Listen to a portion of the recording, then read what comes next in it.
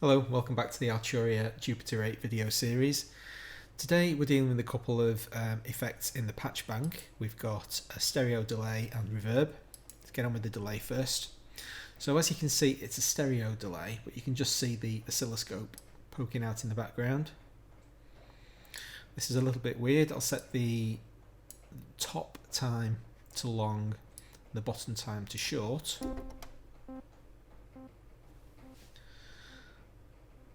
So this is the right hand delay, this is the left hand delay. I don't know why, but intuitively I would have expected this to be left. Anyway, it isn't. So that's the really quick one at the top. Zoom in a little bit. There we go. So you can see that this is our delay time. If we click this link button, it links all the buttons together. Nice and simple. And if we sync, it becomes tempo based, also pretty straightforward. And we have our dry wet knob, so that's pure dry signal and that's pure delay. It's quite common with delay effects to set times that are kind of mathematically related to each other. So if I set the upper tempo to 600, there or thereabouts. So if I right click, then I have very fine control. That's a 1 millisecond rate. Left click, you've got left click, you've got much broader brush strokes to control it with. So get there or thereabouts. Switch to a right click, and then get to 400. So they're mathematically related. 400. 599 to 396, I give up. And you get interesting bouncing effects between the two. Oh my goodness me. My inner Sheldon just took over. I've got 600 and 400 now. Right, so different lengths of feedback. Feedback is how many repeats you get on each side. And you can see when you've got those mathematical relationships, you get really interesting stuff. It's also absolutely fine to do values that have no resemblance to each other whatsoever. You get a different effect, but I kind of like the... That's really cool. Cross feedback sends each signal into the other one. So the more you turn these knobs up, you're going to lose that independence, and they're going to merge together.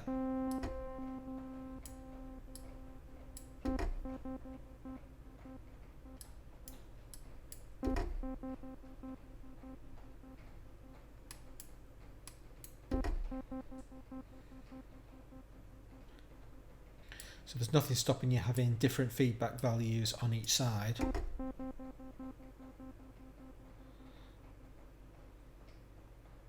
And now this becomes a more dominant delay, because not only is it doing most of its thing and not taking much influence from the bottom delay, it's also driving the lower delay. So a lot of this signal, the feedback signal from the upper time zone, is going into the bottom one. That's really cool. Damping attenuates upper frequencies on every repeat. So if we set this to maximum, now there's a natural damping effect in delay anyway. The signal attenuates over time regardless of what we do with this knob, but at maximum we maintain the upper frequencies for as long as possible according to this synthesizer's implementation. When I start pulling this down, the repeated signals are going to get basically duller and duller. It's going to throw upper frequencies away. Now we should see an interesting effect. I'll just take the cross feedback off. A little bit simpler to kind of follow what's going on. If I drive the output quite a lot and have more of a wet signal, we should, if I bring this damping control down, start to see sine waves appear. It's tending towards sine wave. There we go.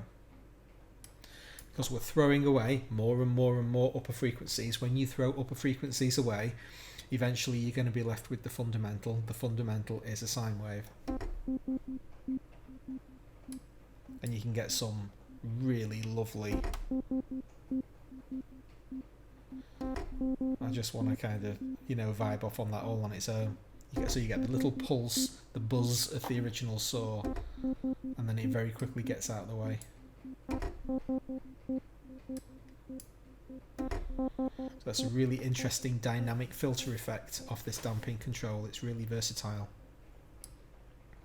And that's just our master output level. And that's pretty much it for delay. There's only so many things you can do with a delay unit, and that's that one done. Let's have a look at the reverb. So it looks more impressive than it really is. This box is a bit, it's a bit not the best. So, a reverb unit. So basically a reverb is a short delay.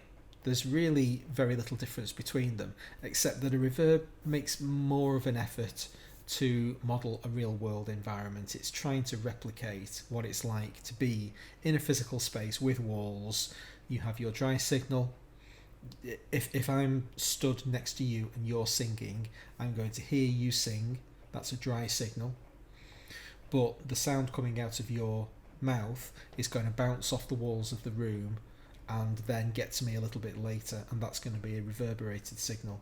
So we're going to get a little bit of your original dry sound, and then after a period of time we're going to hear the reverb.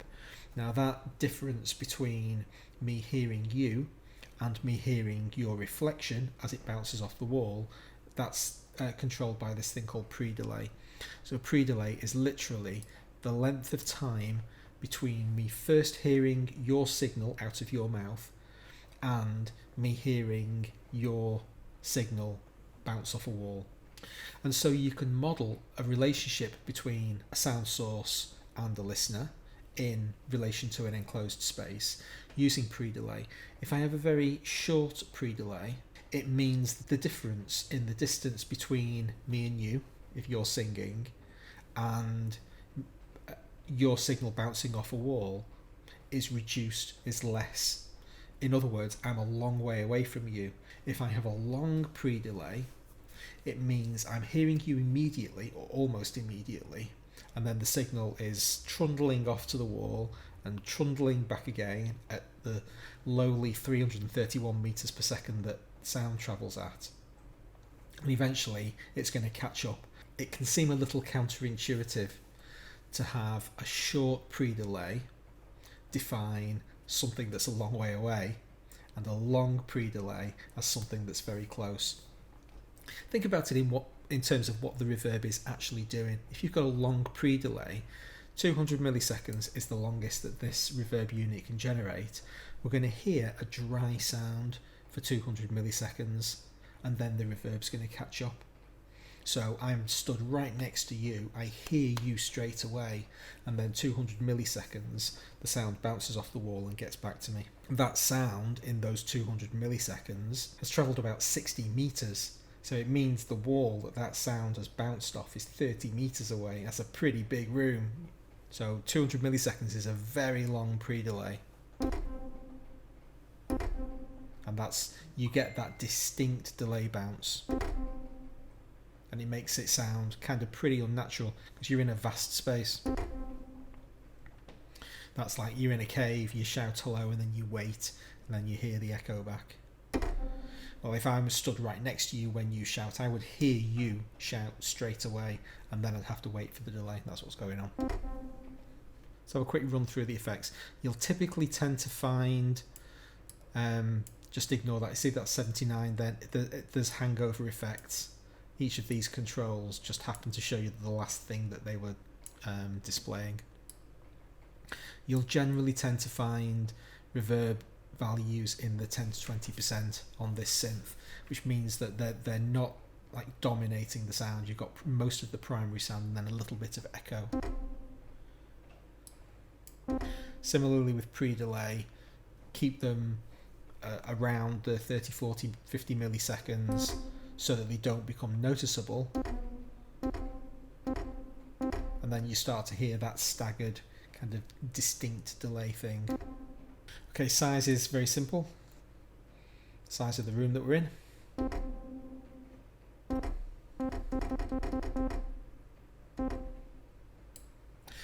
Now, high damping and low damping again can be a little bit confusing. Very often when we're dealing with filtering, and these are filter values, we talk about low pass filters and high pass filters. Well, a low pass filter is something that lets low frequencies through and cuts high frequencies away. That's also a high damp filter. It's cutting high frequencies and letting low stuff through. So this is a low pass filter. It's called high damping, and it is a different way of looking at it, but we are throwing high frequencies away, and that's what a low pass filter does. And just like a low pass filter, if it's set all the way to the maximum, we're letting everything through, and as we turn this, the signal gets duller and duller and duller until we're just left with our original sawtooth and there's hardly any reverb to speak of. Similarly, with a high pass filter, if you don't want to hear your high pass filter, you turn it all the way down, and then as you turn it up, you're throwing low frequencies away. That's low damping. Low damping is high pass. So this knob is not doing anything when it's all the way down at the bottom. So if I press a low note, it's booming, and now we've lost those low reverb sounds. Now these two values, these two controls do different jobs. Your high damping is all about emulating the real world. Real world reflections, the sound gets absorbed by the material they're bouncing off, and high frequencies are absorbed at an accelerated rate, an increased rate. So when we hear reverb sounds, they're always duller than the original effect. That effect's minimized in a bathroom or a tiled kitchen, where you hear a really bright sound, and we're not used to it. It sounds kind of harsh and unpleasant. You're hearing most of the reflected sound. But in a natural room, with curtains or carpet or whatever, a lot of those upper frequencies are absorbed more easily than the low frequencies. That's what high damping does. Low damping is all about low end preservation. So low end is more easily polluted, it's more easily muddied by too much stuff being in there. You've got this classic battle between the bass guitar and the kick drum, and they're pretty much the only things allowed in the low end, and everything else has to get out of the way. Even those two instruments themselves have very fancy techniques utilized in order to ensure that they can exist in the same space, stuff like ducking. Well, low damping helps you to get the low end reverb out of the way, because you just don't have space in the low end for, if you've got, let's say, a bass guitar, you don't want to accentuate the low notes because they're just going to overlap on each other, and the whole thing is going to end up in a mush. So you pull low end away to keep the sound clean, you pull high end away to make it sound realistic, and between those two things you get your desired reverb effect, and that's almost stock. Most reverb units that you see will be set by default to cut some of the low end and some of the high end away from the reverb, and you just get a better, cleaner reverb sound. And then we've got our master output at the end. The reverb unit in the Jupiter is actually capable of making some pretty nice sounds. I just loaded up this Space Osborne effect, so it's got no reverb on it at the moment, so the basic sound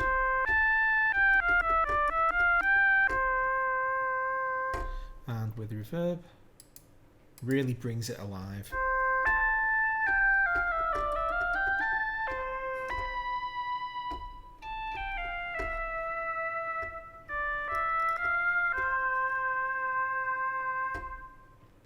And if we have a look at the dry ratio, 19%, that's going to be very often the ballpark of where you see these values set. So not much, a little bit of low damping, a little bit of high damping, Your room size if you want your big spacious area, and then a little bit of pre-delay as well. As I say, 40 to 60 milliseconds you'll generally find is the sweet spot. That's not a coincidence. There's a mathematical relationship between the BPM of a song and pre-delay. If you take the number 7,500 and divide it by the BPM of your song, then you're going to generate a pre-delay of a 30-second note. So it's all about, there are 60,000 milliseconds in a minute. So if this is your beats per minute, then 60,000 divided by 120 is going to give you the number, the length of pre-delay for a quarter note, for a crotchet. And so if you divide that by half, you get to an eighth, then half again, you get to a 16th, and finally at 7,500 milliseconds, you get to a 30-second note. And that's pretty simple maths. 7,500 divided by 120, so 62.5. That's, you'll very often find pre-delays of a 30-second note being standard fare. It means every time you play a note at the 30 seconds are pretty fast. The reverb is just getting out of the way. It's not happening for that length of time, and then it comes in. Gives you a little bit of breathing space on your sound. So if you've reached the end of your tether listening to Sawtooth Waves, have no fear. Next episode, we'll start our preset deep dives and really start stretching the legs of the synthesizer, see what it can do, and it's pretty fantastic. So looking forward to that. Hope to see you then. Thanks a lot.